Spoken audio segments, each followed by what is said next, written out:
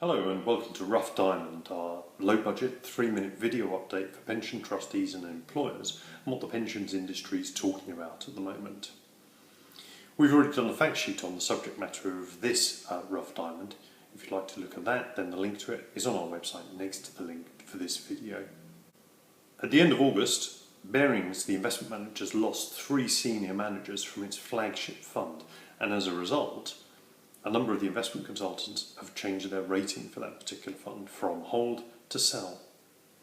In this edition of Rough Diamond, we're going to look at some of the things you need to think about before moving an investment manager.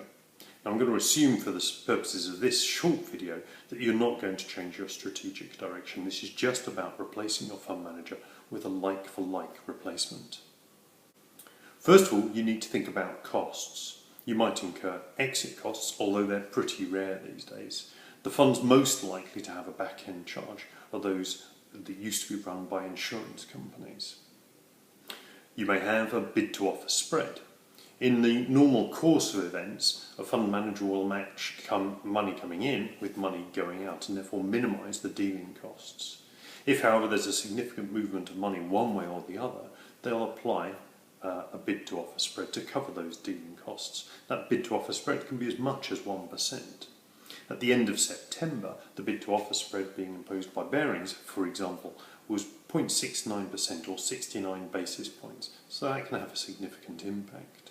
You may also have some advice costs. You don't have to take advice in order to change your investment manager, but it's wise to do so, if only because somebody else then does the due diligence, and the cost of that advice can be up tens of thousands of pounds.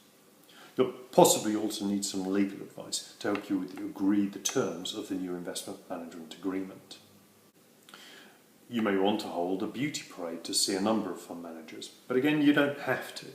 Bear in mind that beauty parades aren't cheap. There's a significant cost. There's the cost of the trustee's time, potentially the employer's time, and certainly the cost of the time of the investment consultant to attend.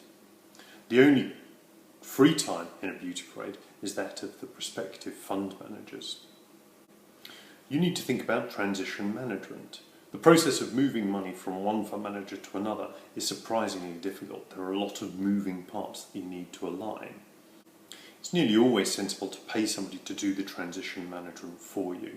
And simply because it keeps you in the market for longer. You should consider out-of-market risk. There's always a delay between disinvestment from one fund manager and reinvestment with another fund manager.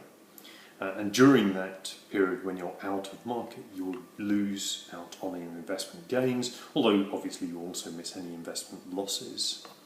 Some fund managers will forward price units so that your fund is treated as if it were fully invested all of the time, but they will charge a premium to do that. And then you've got to deal with the new terms of agreement. The terms of agreement will have all of the normal contractual terms, also what you're expecting them to deliver in terms of benchmarks and timings, service and other features. The engagement process will require an awful lot of signatures. There'll be mandates to fill in, and the trustees, if they're unincorporated, will have to provide evidence of who they are for anti-money laundering checks. And finally, don't forget to confer with the employer. The employer's footing the bill for all of this process, so it's not unreasonable that they have a say in how it operates. So there you go. Those are the things you need to think about. Good luck with the process. Bye for now.